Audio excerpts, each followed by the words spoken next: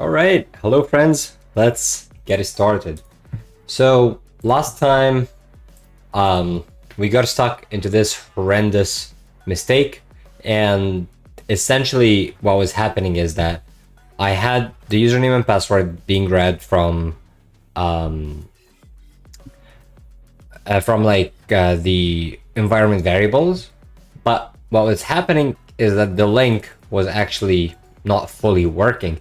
So when it tries to connect, it would go on and it's like able to find the URL, but that URL wasn't really pointing anywhere.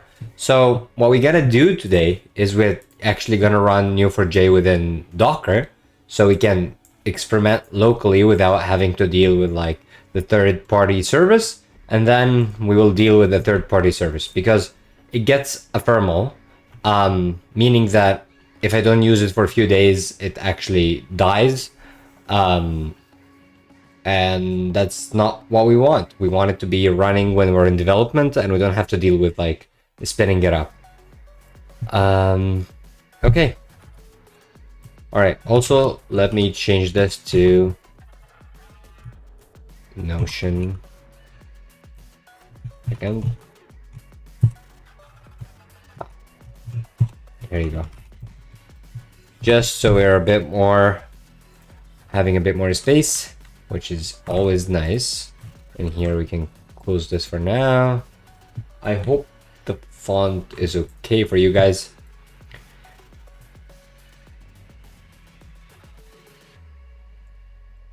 Bam. Sweet. Okay. Now what? So first off, let's remove all that shenanigans from here. Okay. So we need to run the Docker image for the Neo4j. So what we're gonna do is we'll find Neo4j in Docker Hub, and I'm pretty sure that Confluent have an image. We just want something super bare minimum, just kind of like able to connect, and then we will figure out the rest of the details. So here it says that if you do a Docker run, you can expose ports 7474 and 7687, and then you can do a data volume for your data and in Neo4j. If Docker is something you guys want to learn, honestly, I can teach it pretty well.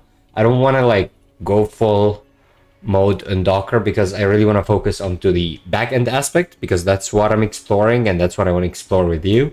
So yeah, let me know if you really want to learn at least the basics of it. I can give it a bit more attention. So we're gonna run a version of this, then we're gonna like make it better, maybe put it even in a Docker Compose. And I'm pretty sure that is done by Confluent. Neo4j. Wait, sorry, not Confluent, but I'm sure there is a full image that you can use for Neo4j Enterprise. And I think that's the one, but let's just use the official Docker for now, and then we'll improvise after.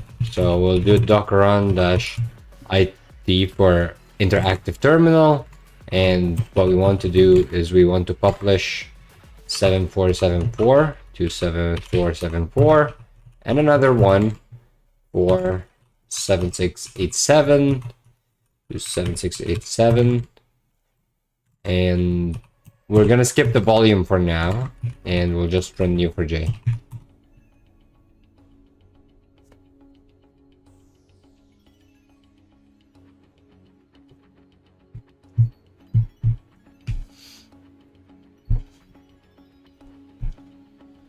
It has been a crazy weekend.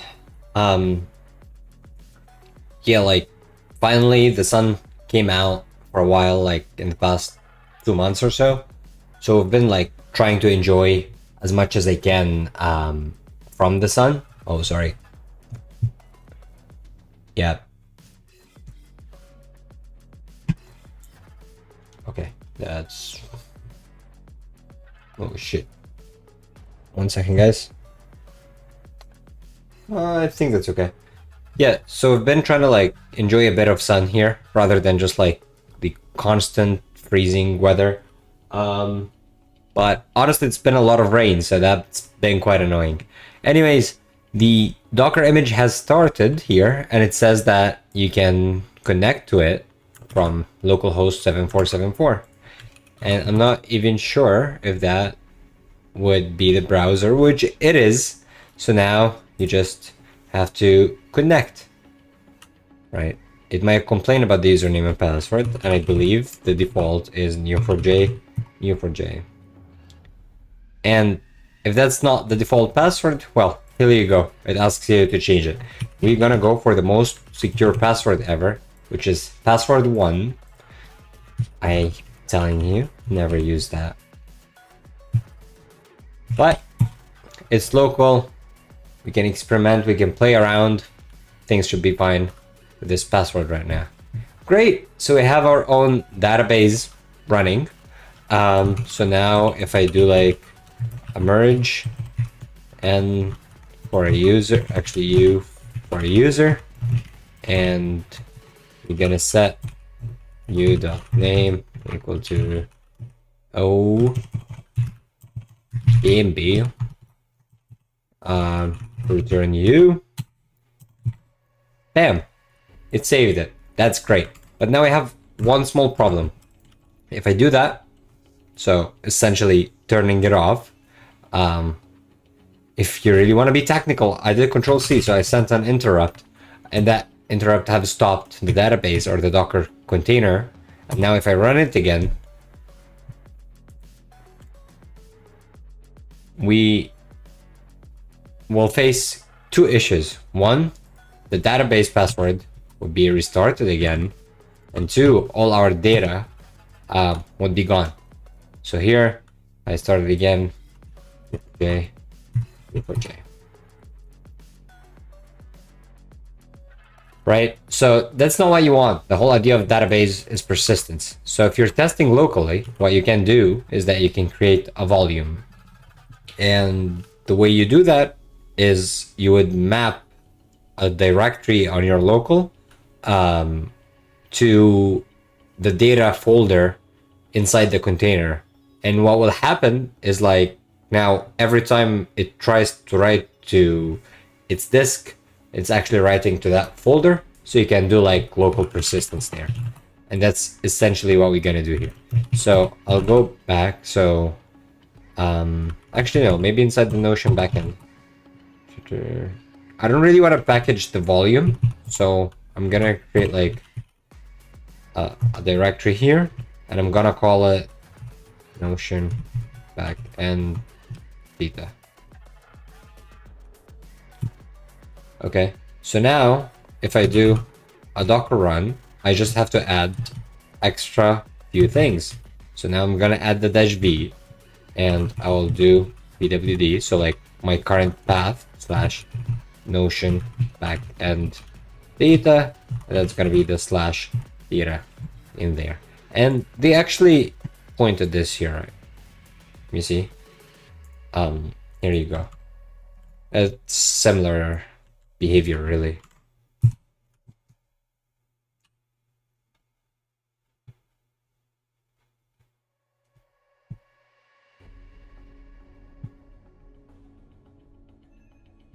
Yeah, as you can see, they changed the folder owner to neo4j, which means if I try to go to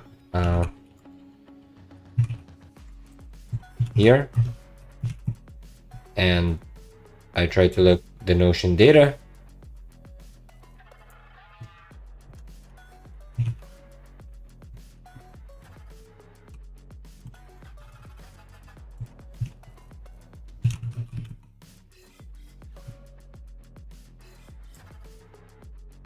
I was expecting that I will see the neo4j as the owner, but here the owner is still me. So it's actually running as root.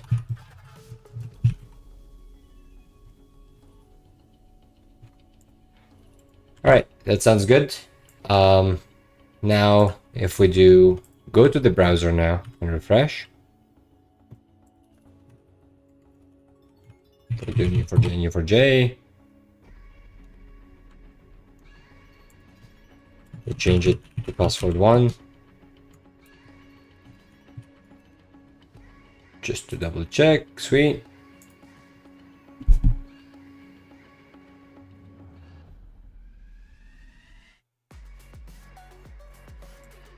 Great. Now, if I try to match any user, you're not gonna really find anything.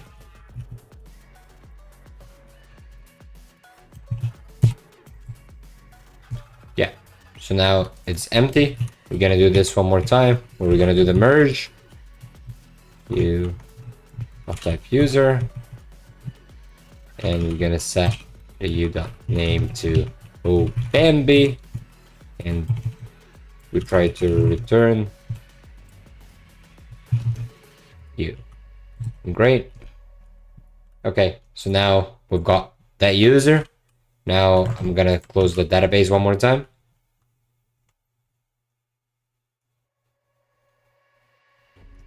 And now I'm gonna run it again. And now we should see the same password have already been set, and we should also see my user still on the database.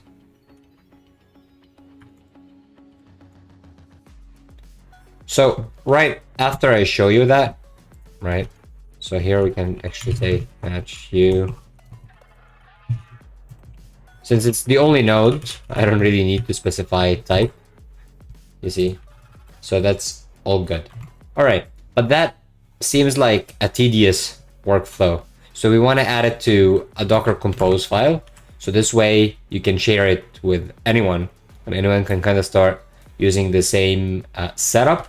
It's not per se, they wouldn't have the data because the data is stored locally in your machine, but they would have the same setup. So we're gonna go to the Notion backend, and here I'm gonna create a directory, and I'm gonna call it Docker. Actually, I don't even need a directory, to be honest. I'm just gonna straight up do a Docker Compose, and I'm gonna use the Docker Compose from Bitnami. I think I butchered the name, but yeah.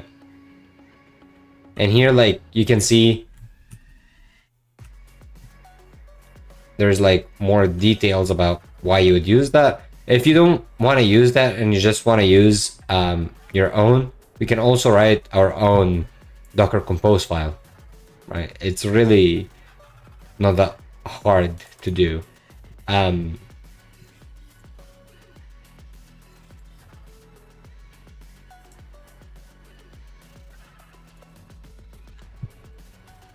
Yeah, so it just gives you a bit more of like options of things. Like you can start off with like having a password, you know, and here it says like the default is different. I'm just debating now between creating this or using the official. You know what? Let's use the official, and if we outgrow it, we outgrow it. So let's do that.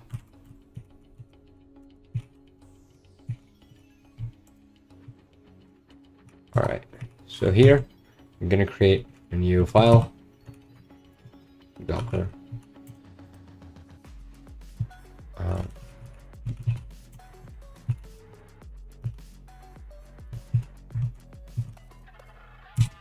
So we create a Docker Compose.yaml, and we're gonna say the version of Compose is 2, and the services we want Neo4j, and the image is going to be the official Neo4j, but we actually use the latest here. Typically you want to tag your images, so you want to say like, hey, we're using like version 5 or something like that. So let's use typically I really like the Alpine ones. They're much smaller. But for now, for the development's sake, we're just gonna use a version 5, and we'll be okay with like a bit upstream of like the minor version, right? So we can do that. So just say that's the image, and even if we're just like copying from here at that point, we don't really need a network for now, but we need to specify the ports. So we have 7474, 7474, and we have 765. Or what was it? So it's the 74, 7687, 7687.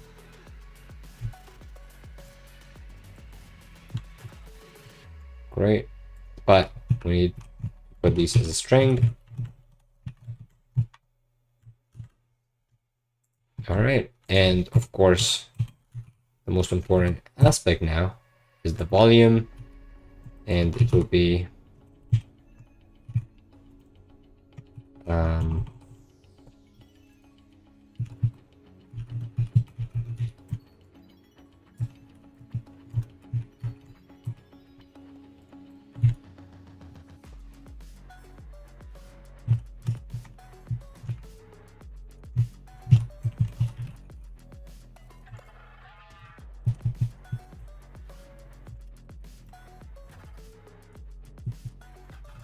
and I don't really think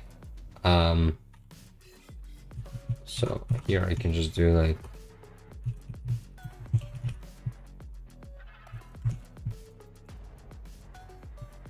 right, let's test it.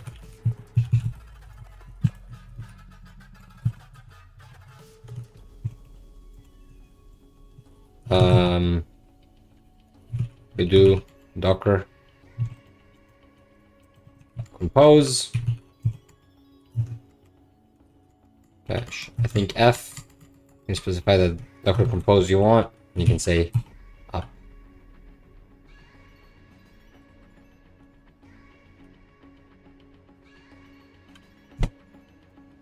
Right. So now let's go and see.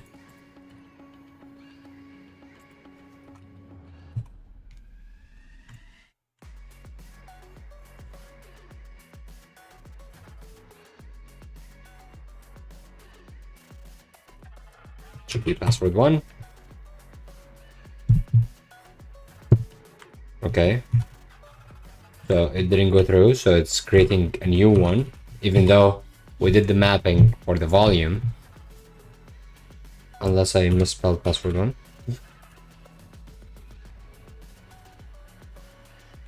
What?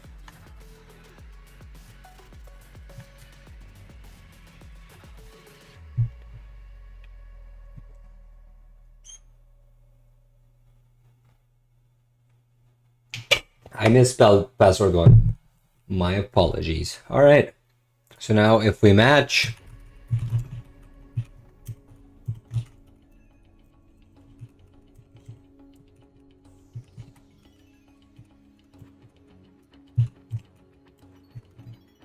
I don't know why I'm like terrible at typing today. Return G. Okay, here's the node. So typically now you wouldn't even fully run it like this, and this is the last piece of this, and then we can get back to Go. So typically you do like compose up and dash D, and that would run it in the background. So you can do like docker compose, I think list or ls, yeah, ls, and you'll see the Notion backend here. The service is running, right? So it will be Notion backend as the name. That's your YAML file, and it says run it. I don't know, I should have given it you can give it a container name, but it took the name like Notion backend, it takes it from the root. but I'm pretty sure you can name it.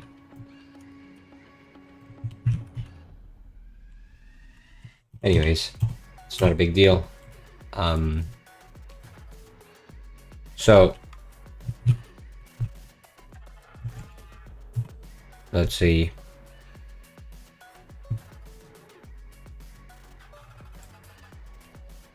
So you can do docker compose ps, and that would list the containers supposedly.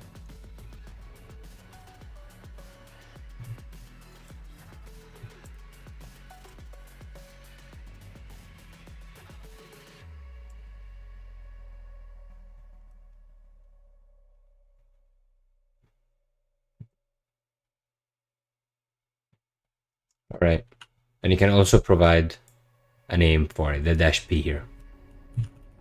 All right, anyways, as long as we're able to connect our Neo4j, yeah, so we are connected now. If we run it, all good. One last check, we do docker ps, and you'll see that we have Notion backend, right? And this is managed by you by Docker Compose. So that's the cool part here. Okay, awesome. So now we can get back to the coding aspect. And what we need to do here is we're gonna say we exposed expose 2 ports, right? The 7687, which is the bolt, and then we have the 7474, that's the browser. Okay, so now we can take this port and we can say localhost, and I think that should be it, because if I disconnect or like try to log out, you see the disconnect command. So Neo4j can do this to like interact with the commands for the Neo4j itself, rather than like executing database queries, right? So you can say server disconnect, and that here would be our connection URL.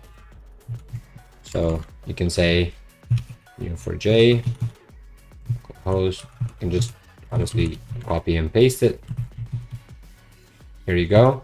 And our username is Neo4j, and our password is password1. Don't worry, we'll hide all of these things, environment variables, and we'll use Viper. It will be pretty cool. And if we do password1, I think I mistyped it again. My finger keeps pressing an E for some weird reason. Awesome.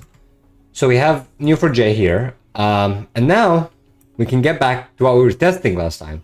We were having troubles with the execute write, and what we wanted to do is simply use execute write to write a very simple transaction. So we wanted to create a session, which we have, which is right here, and then we wanted to create a Neo4j transaction, which happens here, and then we want to pass some Cypher with arguments. And what we did, actually, let me go here. Okay, so we also wrote a very simple test that would allow us to create a document. And of course, this is still like bad tests. We're just like trying to establish connections, and we'll refactor it like we did with the other things. So we create a repository, we create a document, and then we want the repo to save document to actually save that document. We don't need that t.log anymore. I added these logs because last time like I couldn't really figure out why it wasn't reaching that point. So let's run it right now. And I'm gonna panic here for no reason. Okay, and the idea here is that I just want to make sure that we're able to reach that panic, and if everything is good, we'll continue our testing. So where are we? So we can go to bounded context, documents, repository, and we can run go test with the tag. So that would only run the integration test.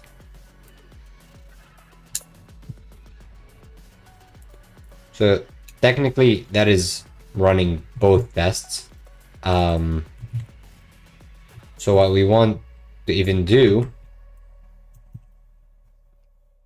so wait, it panicked, yeah, so it panicked for the no reason, but we want to go run tests.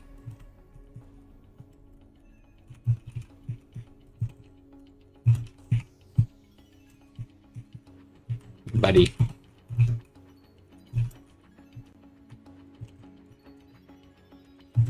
Right, but you can add the dash run. I think that's the format for it. I'm not sure.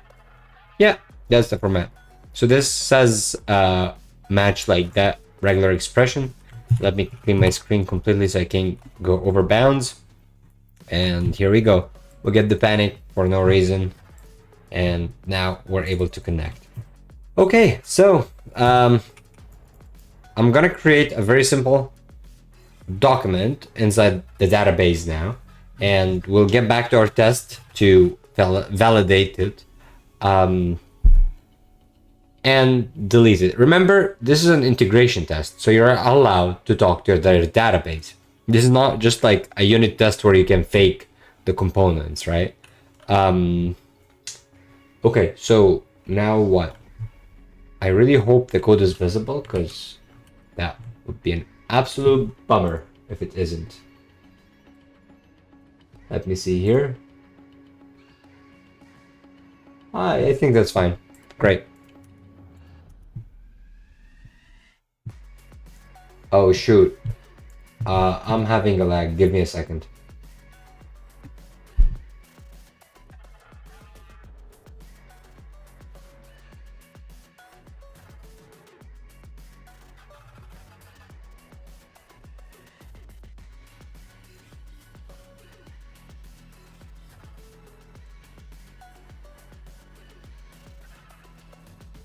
So I just stopped recording and just going straight to streaming, and hopefully that resets the stats to a much healthier rate.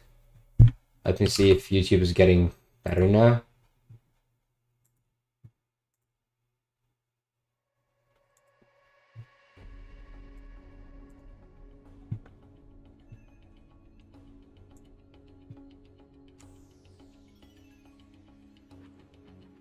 So my drop rate has improved, but it still says that YouTube is receiving a poor connection. So hopefully that gets fixed soon. Let me refresh it here.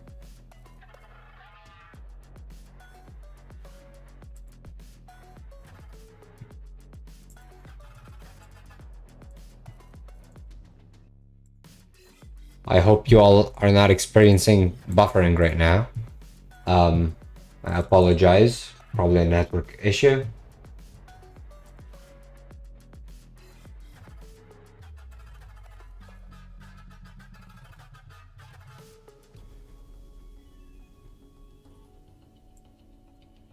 All right, so I'm gonna keep pushing through it, and if the video is really bad, I'll try to do something about it for next time. So, all right.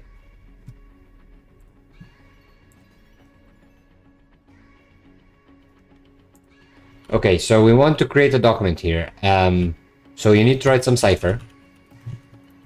And that Cypher will be the merge D for document. And we can use like a string templating. Right. Remember, this will actually put the spaces, but it's fine because Cypher with these spaces wouldn't really matter. So we can say set the ID equal. I believe that is how we template.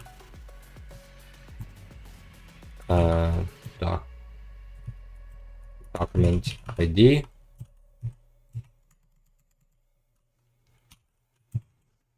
I even forgot what we have as the document model. Okay, so we have ID, name, and documents. So that's the ID. The dot name, document name,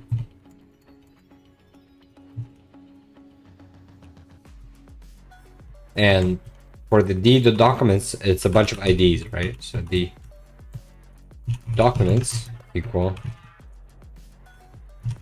documents.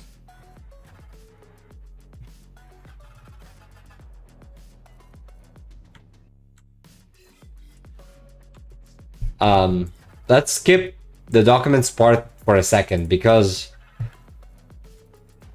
we have few things that we need to do, right?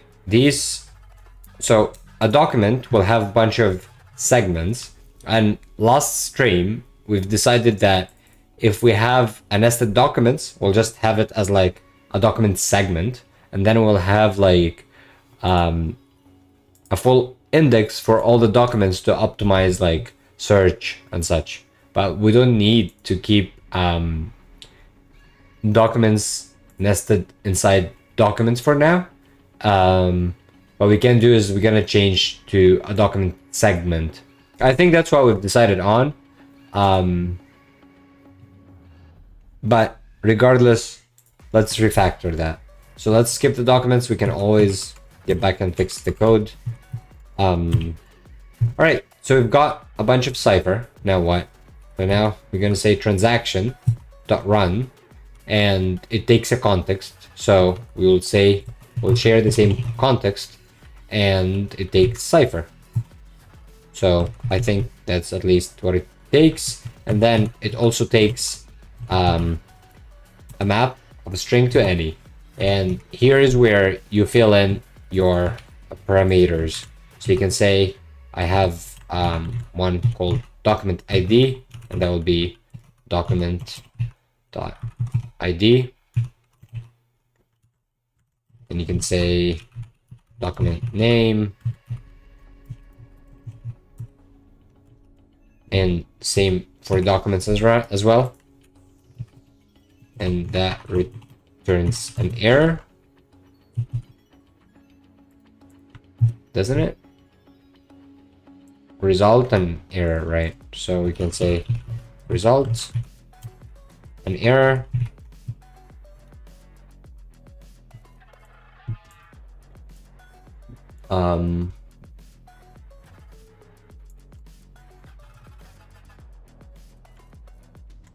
okay, so now the result will be a document.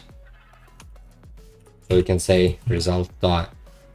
So when you return a result, you're receiving like whether it has next nodes or a collection. So typically you want to consume it. And since we're only returning a single item back, so we can use result.single, and that would return a record, right? And a record is like the abstraction that they use for anything that you store inside the database.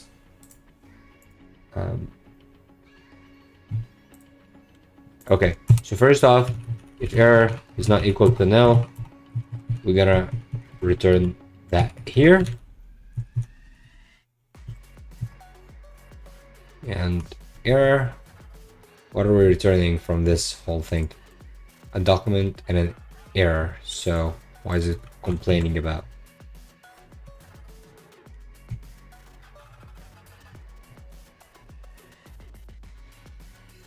Oh, I forgot to say return. Great. Okay. So now result.single, we're gonna say a record.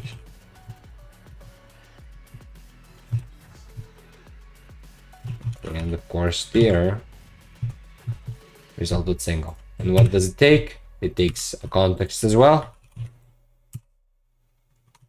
And now we have a record. If error is not nil, same shenanigans.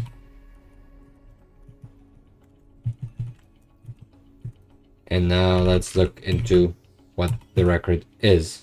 So a record will be a node with the properties that you've set onto it, right? Or it could also be a list, for example, of items, and that's where you would use like result.peak. We'll see all that stuff eventually anyways. But you can say get like an item from a record. So let's say I want the ID, which is going to be this here, which should be the document ID and the name. So ID, error, name,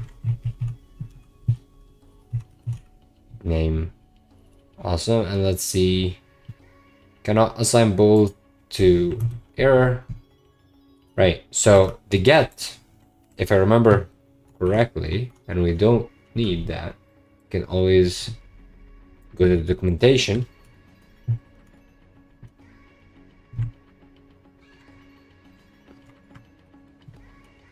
on a record. So we can go to the type record, and you can see you have get here. You zoom in. So returns the value corresponding to the given key along with a boolean that is true if the value was found and false if there were no key with a given name. Okay, if there's a lot of keys in combination with lots of records to iterate, consider to retrieve values from the value slide directly or make a key index map before iterating. That's fine. So something that I forgot to mention in the previous streams was that I was going through like the documentation from the Neo4j side, but actually it's better to go through like the Go package documentation, because you'll get like exact insights into how to use their library, right? So that's something to always consider when you're dealing with like external libraries. Try to see if they're inside the Go package, because most of them are anyways. Okay, so now you can say is ID found, and if it is not found, we can say return, or like we can create error equal errors dot new document ID is not found. We can also do like something here where you can start typing our errors, but as you can see, this function is already getting quite big, so, and we still need to like refactor a bunch of stuff. We're just trying to like be able to save a document first, and then we'll do all the cleanup. Same for name. Is name found? Literally almost the same exact code. Is name found? Document name. Actually, this should be was.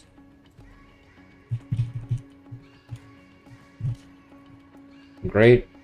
And now I can return the document with an ID for an ID and a name for a name.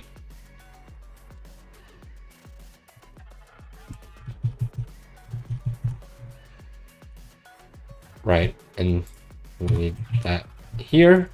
And now it's a type ID, so we need to cast it.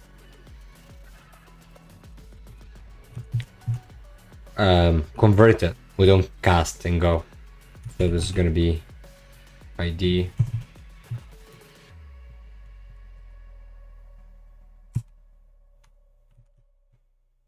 Isn't that it? So why is it complaining?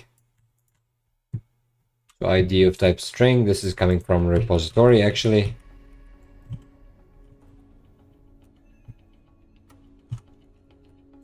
So it comes from repository. Where is it? So this is in the package documents.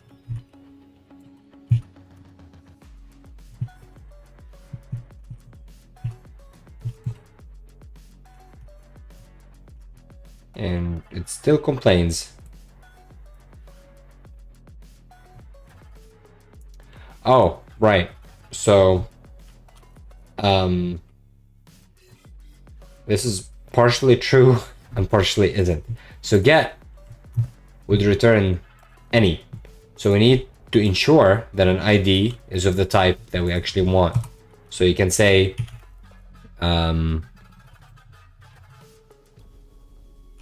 ID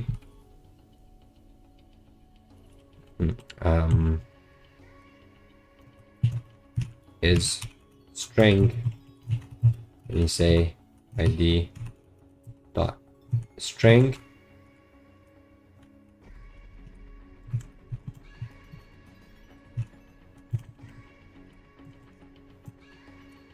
you can do like ID str, and here you can actually say if it isn't a string, we can return an error as well.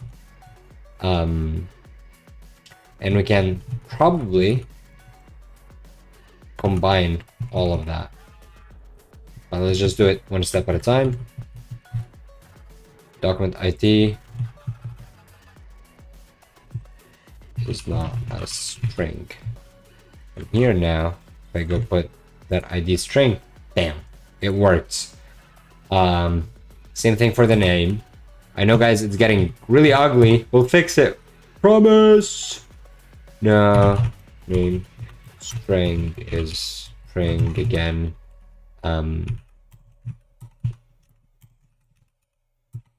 Name string. If it is not a string,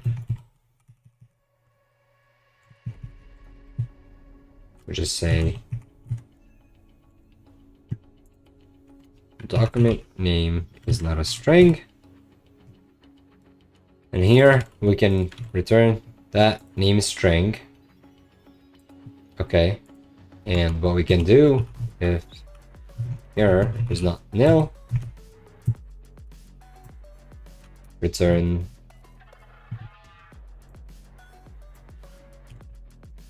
that guy. So, all right, let's just run this and we go cleanup mode, because clearly this is getting quite ugly. Also, before we do this, I want to verify that this is the correct templating. So let me see. Cypher. Okay, now what function do we need? We need the run, transaction run.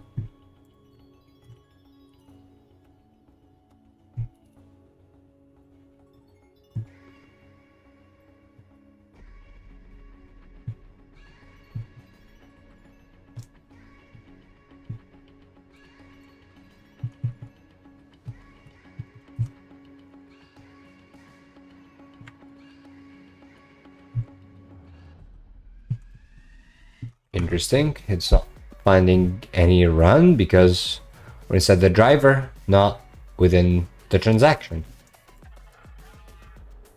But that shouldn't be an issue though. Let's see. So we're execute, right?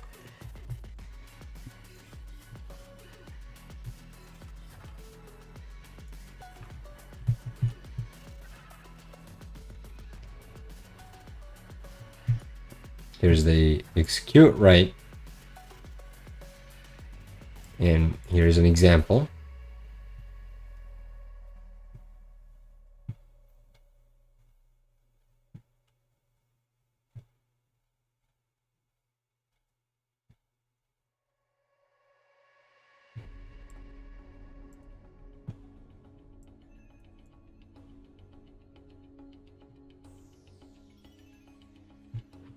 It is a $sign value right here. Great.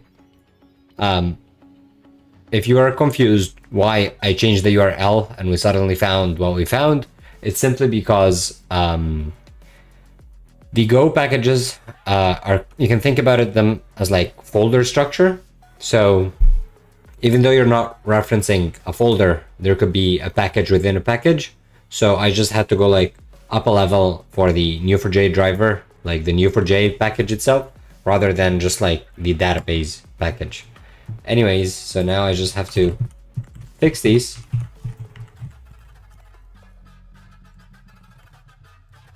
And now if we do go run, well, actually go test.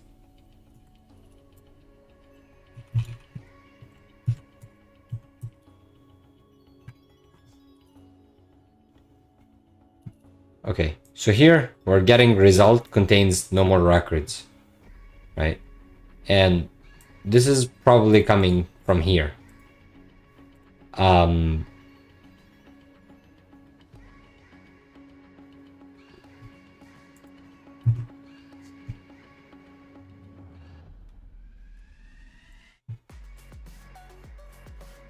And let's see why. So if we do,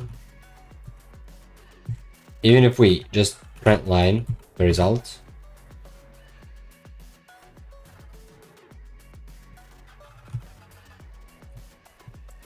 you can print their keys. Let's see if that will get the keys before we panic.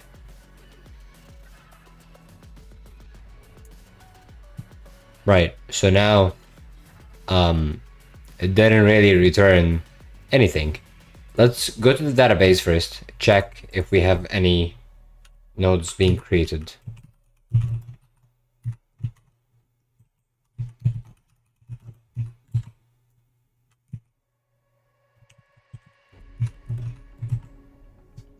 Okay, so none yet. Also, let me zoom in here because I'm pretty sure you can see anything inside this database. Okay, so let's see why that's the case.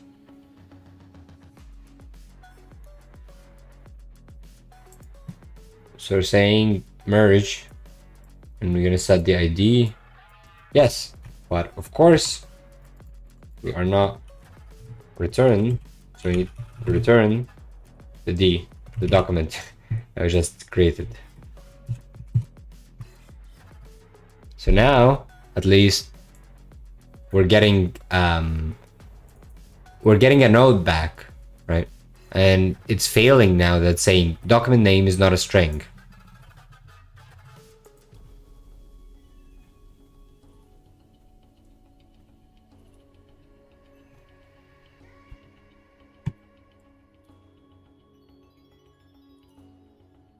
And the way we're doing the errors here is actually pretty terrible because we are overwriting whatever errors we had. So for example, let's see if we can get record.keys.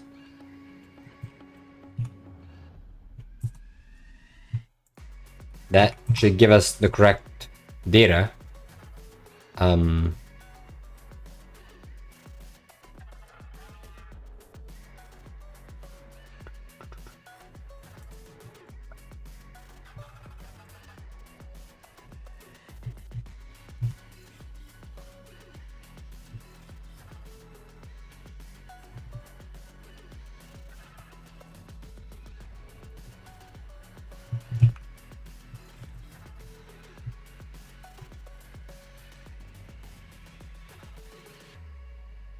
So inside the keys, it's just giving us like the entire node, which is what we asked for in the return, but we need to consume that node, right? And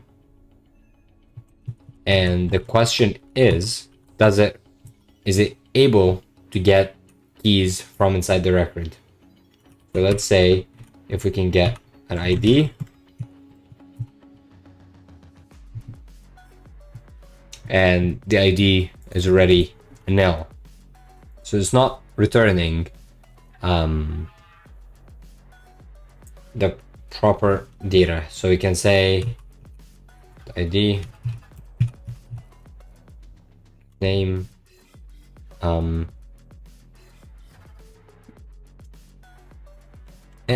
actually, rather than doing that, we can go to the documentation now and consult how they're doing the insert. So they're doing result.consume. Let's see.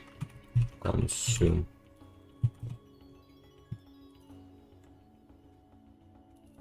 Okay, so first off,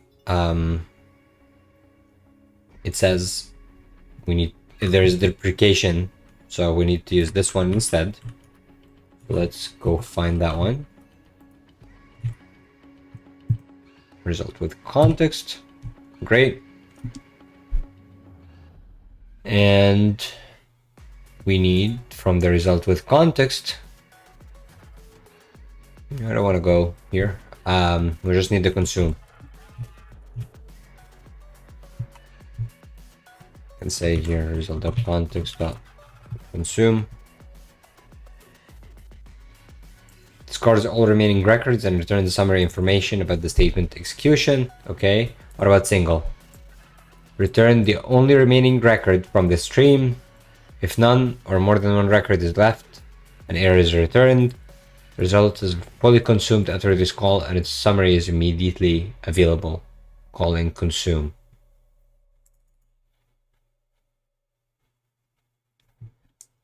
Okay, record returns the current record. So let's see then if we can use record instead of single.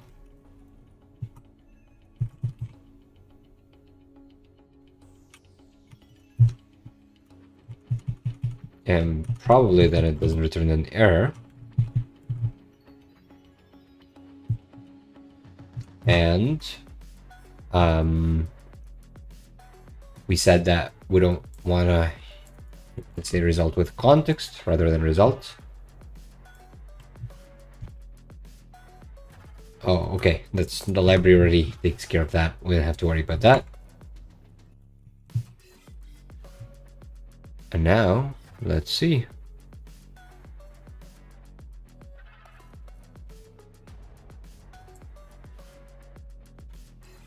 So was the result then nil?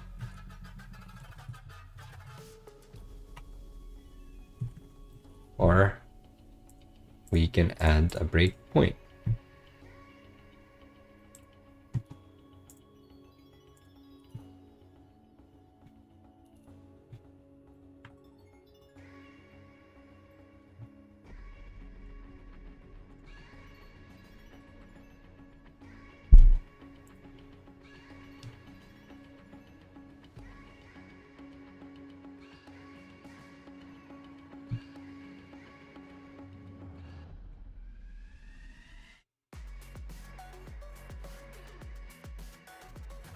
So here is the result struct.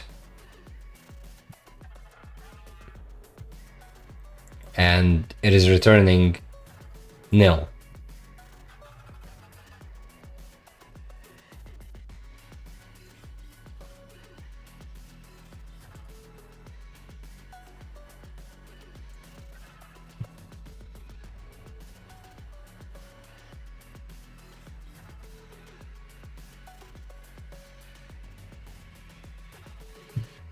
Okay. So, oh, sorry. Wrong button.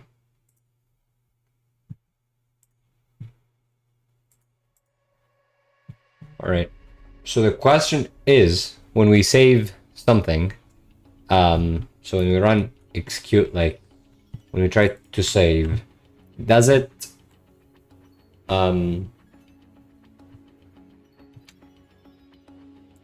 return the full record back? Because return document should have at least that document as a record, right? So when we did return single, it was able to get that. So that's the code that we had earlier.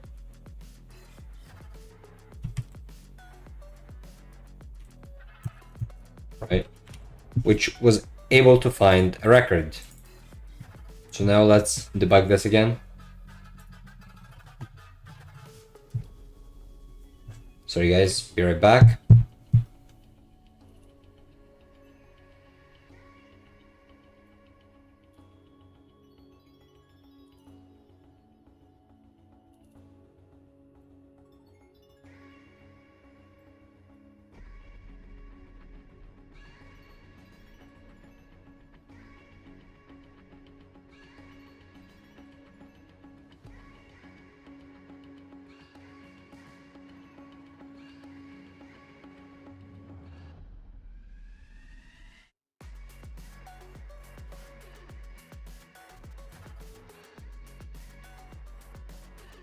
Sorry, back. Where were we?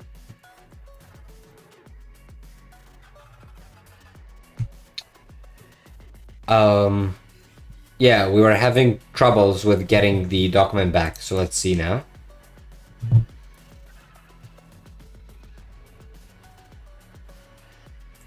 So this is our result.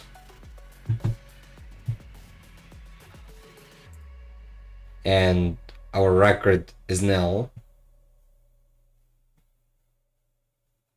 Right, okay. So clearly something is happening where you're not actually being returned a proper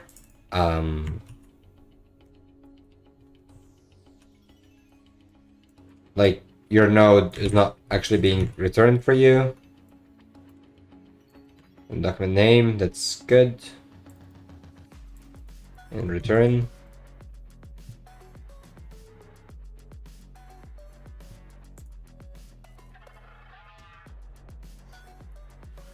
So what about this? Here's what we're gonna do. We're gonna ignore all of that. We're even gonna ignore the results. And we're gonna say, and let's see if that's actually saves it or not. We already have the document ID. We already have the document.name. Right, so this is returned from the supplied parameters.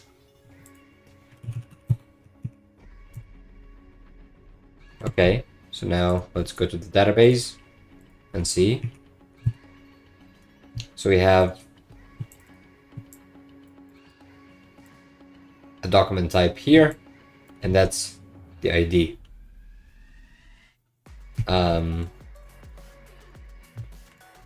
Now, if I run this again, would it create a new document? No, because we used a merge and we used the same name, right? But now, if I go and I actually fix my test here, and give it a name,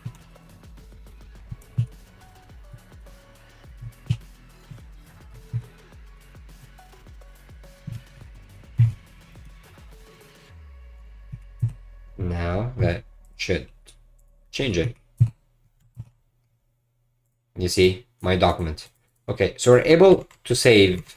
Now the problem that we're having is when I return a document from here, what data do I get back?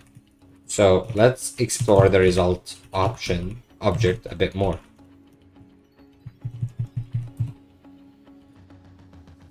And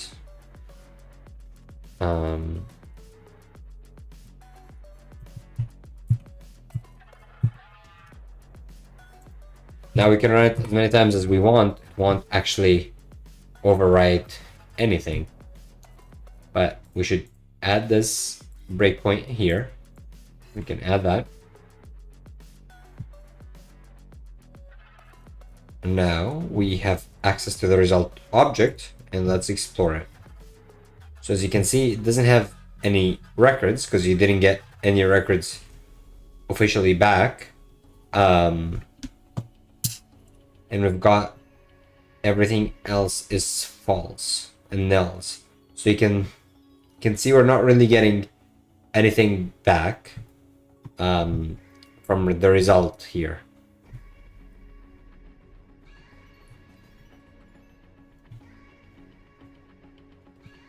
The strange thing to me is we're returning a document, so we should technically have a document node available to us.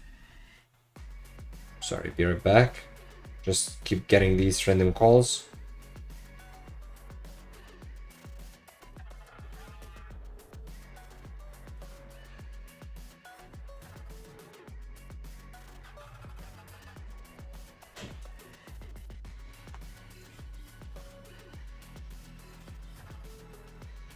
All right, sorry.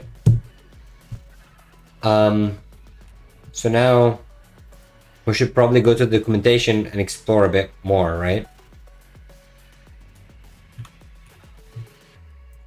When we say run, actually, that would be a better transaction run.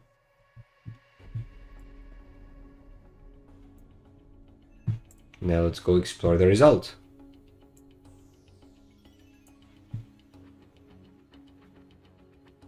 So it says keys will return the keys available on the result.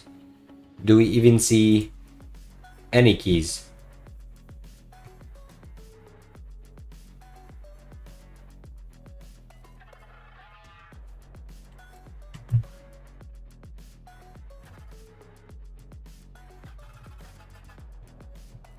So we are not seeing any keys per se. So it's returning nil, but so the result is of type Neo4j result with context. So these are all the data on it. But we should see keys here. That's what I'm confused about. So if we go to the return statement of run, you can see results with context. That's oh, okay, sorry. That's it's an interface, so these are methods that you would call on them.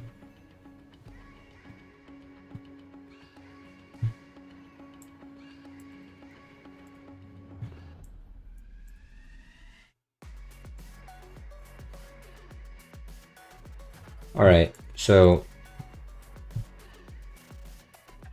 but still, like, everything is practically nil. So now if I do result.keys, let's see what we would get.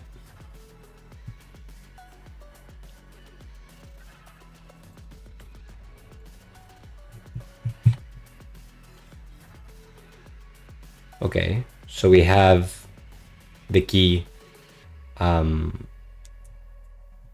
D here.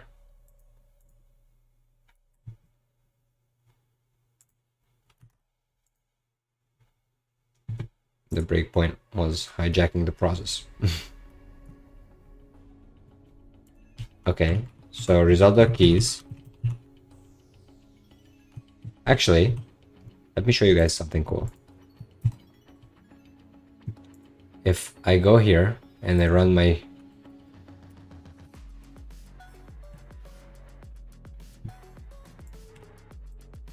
test in debug mode, right? I'm here, but I can do something, which is I can run evaluate expression. I don't know if you guys can see this big enough,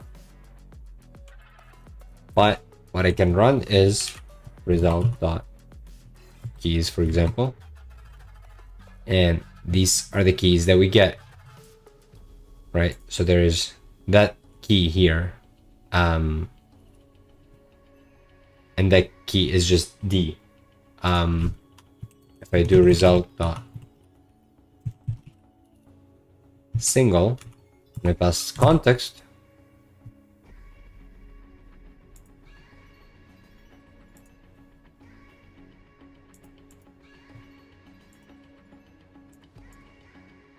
and boom, look at that. right? That's the ID. The label is document. And these are my props right there. So it's there. It's about knowing how we can extract them. So result.single should return a record. So now we can do result.single, which what we did in the beginning, and this would return a record and an error. And if the error is not nil, we return an empty document and return the error. We'll do a much better error handling in this whole process anyways. But now let's do a print line. I don't like that. Of record dot keys. Right. So let's see first what keys are available to us. So what we can do is I can say record. I can ignore the error.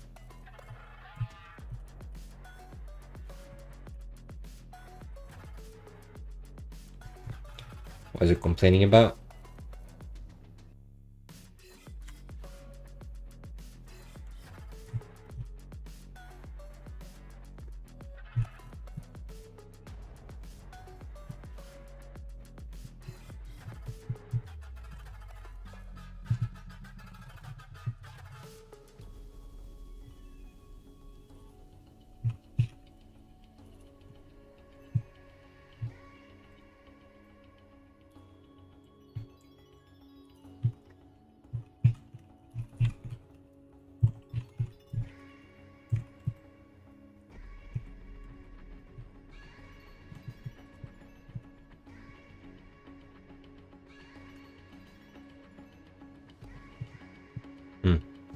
Okay, so I can't really write like full-on blocks. That's fine. Let me exit from here. Let's see. Here's the keys. Okay, it's the same keys we got. So now we can say dot values. Let's see what values we get. So values is what then? It's a slice of any. Hey, look at that. It says values contain all the values in the record. Keys contain the names of the values on the record. Should not be modified. Okay. So the key contain names of values. Okay. Interesting. So now if I say record.get D, what should we get?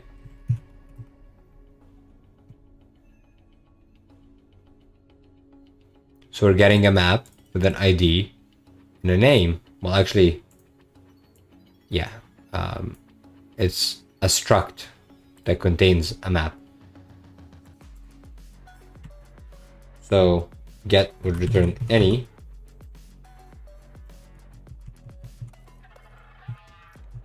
But what if we do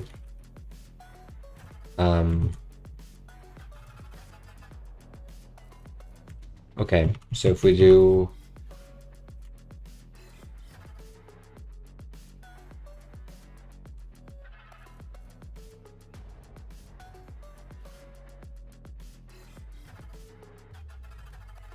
hey, thank you guys.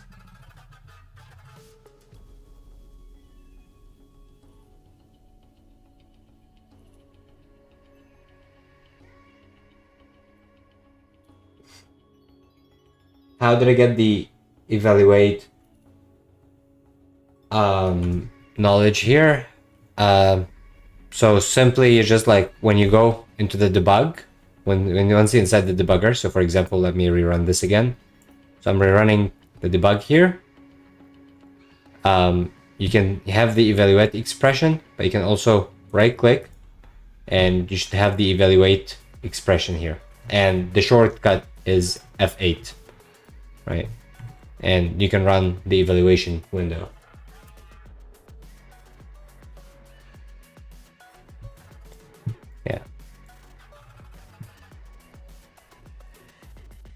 Yeah, so for the backend comment, I'm not a backend engineer, but I dabble with it. So I'm trying to get myself to work into more projects. So hopefully that is helpful to some people. Yeah. So now we're struggling here to figure out how to return the values. So in the evaluate window, we're actually able to find the values in there, but we need to extract them. And the get is returning a struct for us, and that is a record. Thank you guys. All right. Okay, so now let's get back to that debug again, and let's see how we can extract it, maybe through the expression window.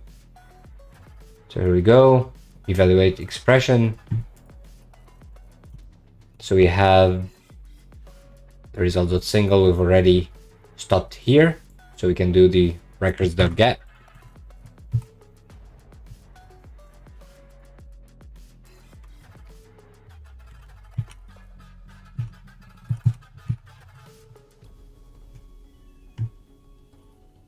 Right, because the record hasn't fully been assigned here. So what I have to do is set my breakpoint after the definition. So here it would be good.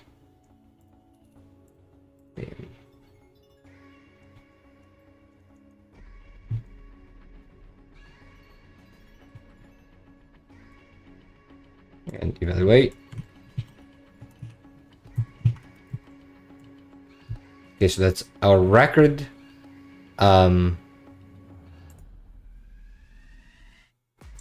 Let me double check something. So it returns an any, but the strange thing is that it is actually an interface. So it's actually a full-on record, right? So the question is, how can we tap into that record? So if we can say like document record error, and you do you get. Now it's complaining.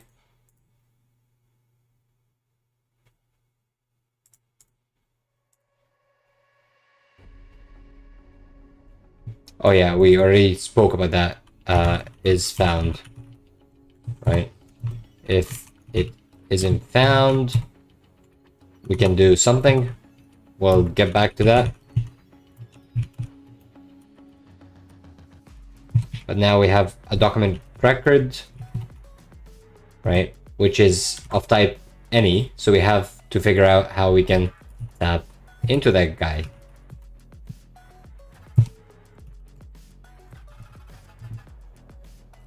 Right, so it's that struct over here.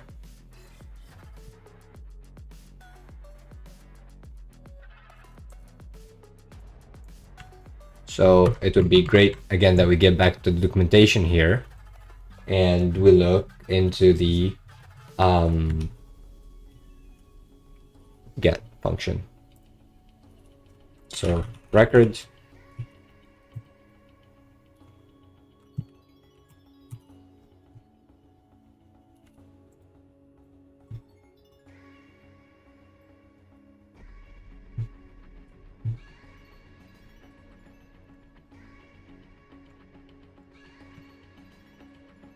so function record get returns the value corresponding to the given key along with the boolean. Okay, so we already figured that out, but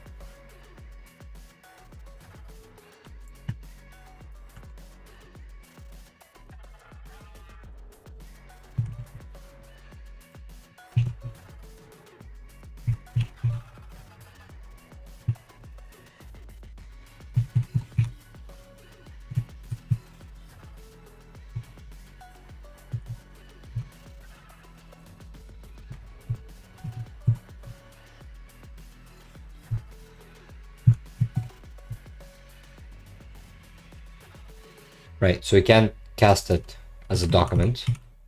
I keep saying casting. It's not casting. It's convergent. So you convert it. Record.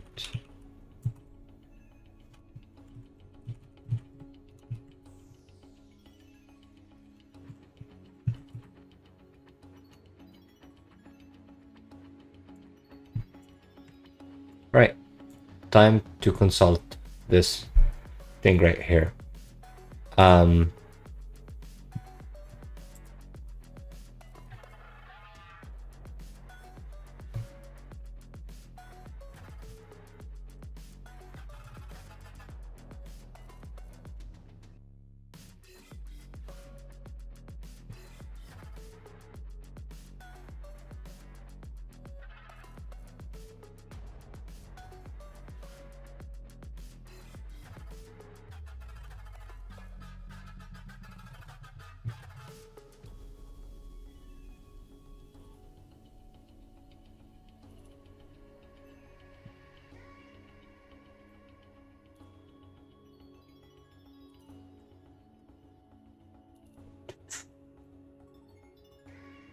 I have an example that I've actually used before, but I still want to find it out from the documentation because I genuinely think that's a better exercise for both of us than just looking at some other code. Even though it's actually much simpler to do that. But yeah, let's see if we can do as map. So maybe rather than record result, okay, so we've got here a record. What if we do rather than record of get record dot as map?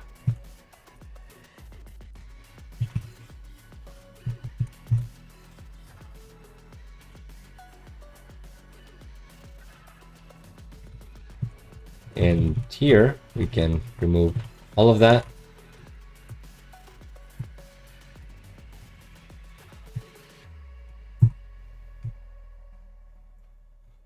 Hallelujah. All right, so now we can probably do, so there is, wait, how many maps are in here? So there's the first map, which has the item D. So now let me tap into that.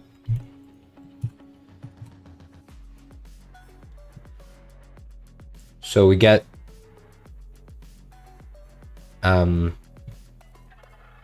this struct again that is equivalent to doing like .get.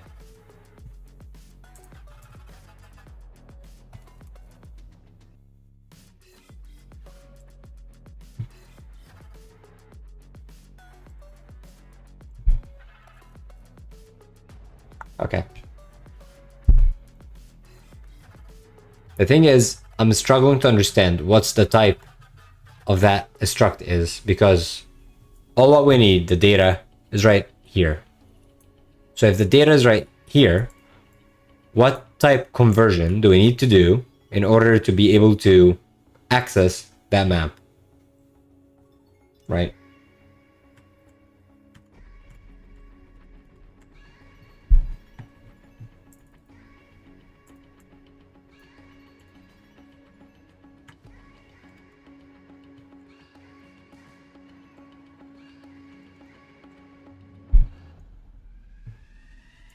So let me remove all of that distraction. And here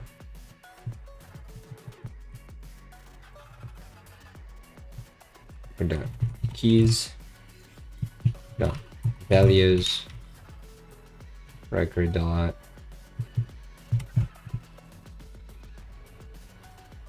okay, yeah, it just returns double values, so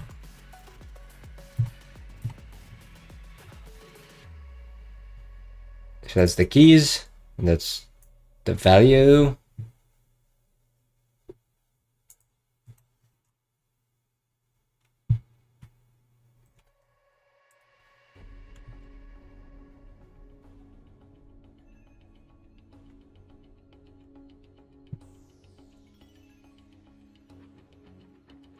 result with context.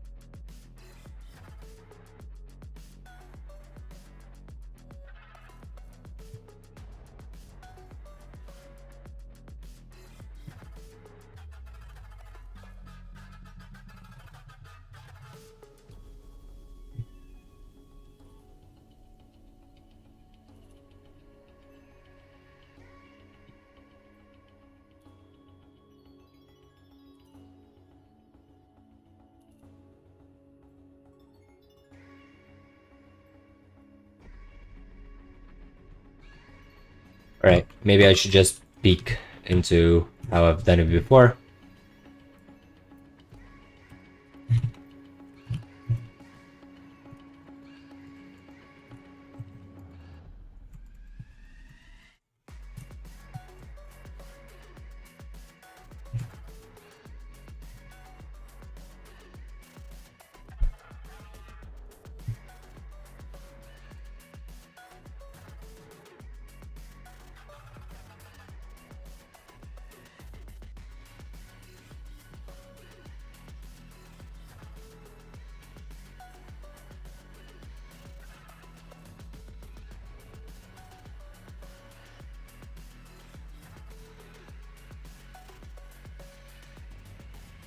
So I did the collect type with context.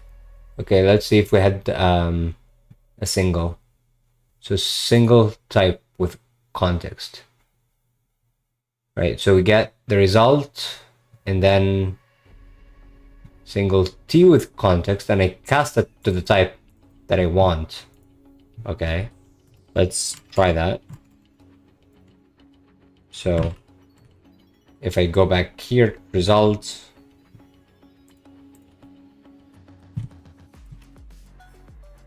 but it will be probably coming from Neo4j then.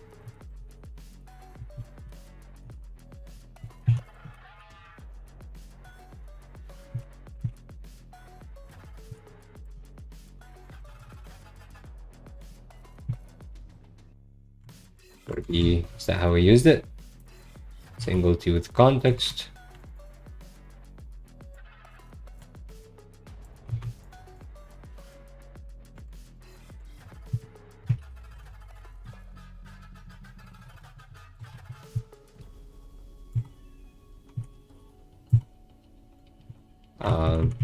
Well, we'll need the context and we'll need the result. So context, results, what else? Let's go here. Neo4j, and we can jump to single t with context.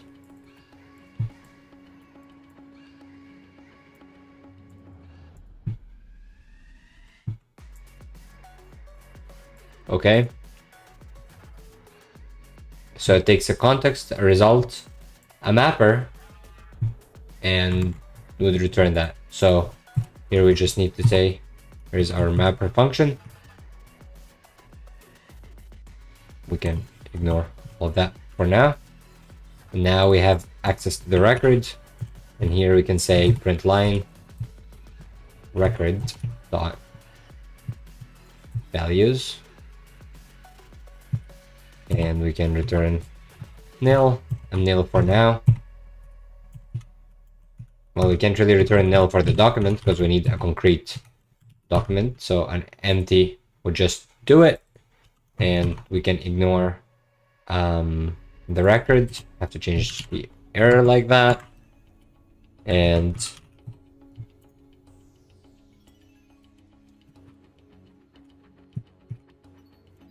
now what we can do is run the go test. Okay, so here we see the ID and the name, as part of a list inside the values. And here we see these are all the keys available to us.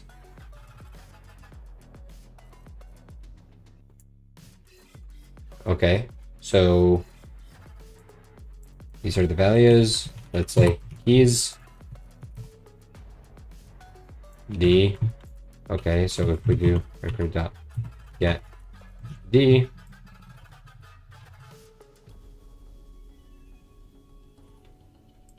would get the same thing again. Okay, all right, we're back to the same square. Okay, we check if it's single. Get record value. It's a Neo4j node. That's what the... Yeah, which makes sense. So you're just gonna say Neo4j get record value. So get record value, Neo4j node, and the get record value would take a record and a key. So we already have the record, we already have the key, and now I can just print that out.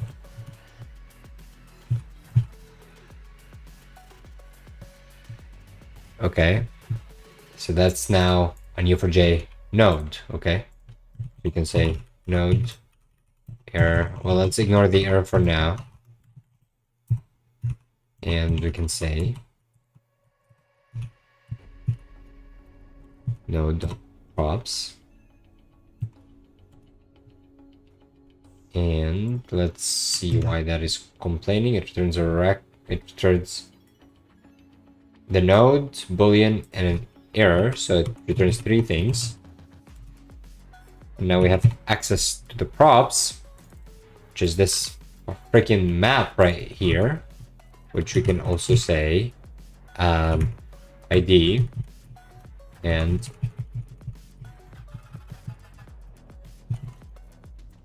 name. Right, so now unexpected return. Oh, hey, we're able to do that.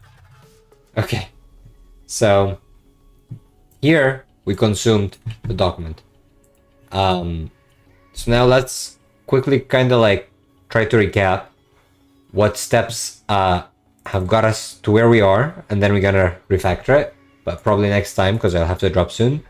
But at least now we're able to save a document, and we kind of understand after we go through this what the mechanism is for connecting with the Neo4j driver.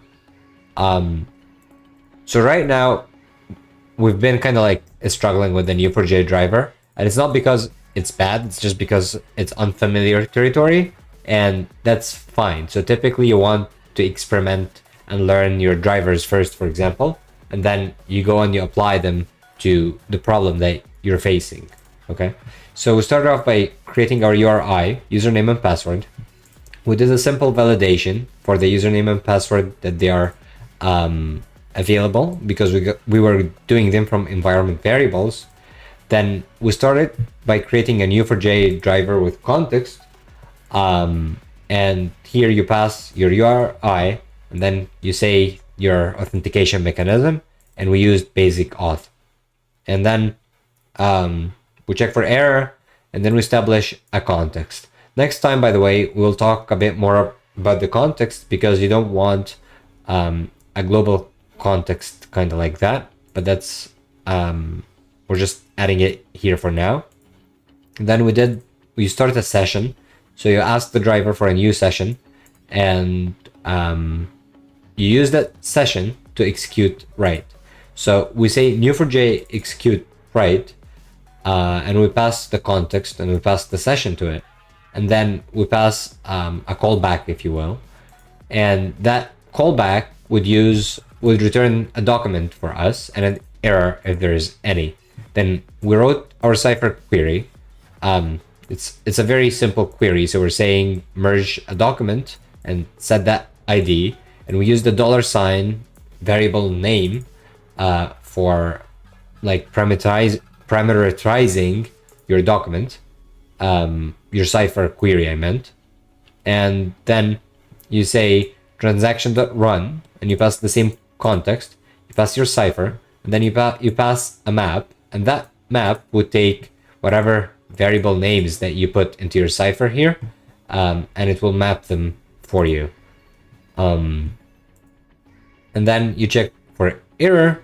Then you do this thing that took us a while to figure out, which is single, because we're only returning a single node back, we can say a single T with context. Essentially, a single T here, you're specifying that you're using generics, and then you're specifying what type you're gonna get back, which is document.documents. And here we use the context, you pass the result, and another callback that would provide the record for you.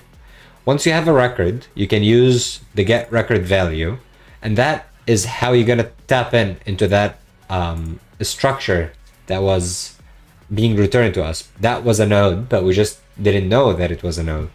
So anyways, you do the get record value, and you specify the key, and your Cypher query return just the D here, which is just a node. So that will only be the only key available for you.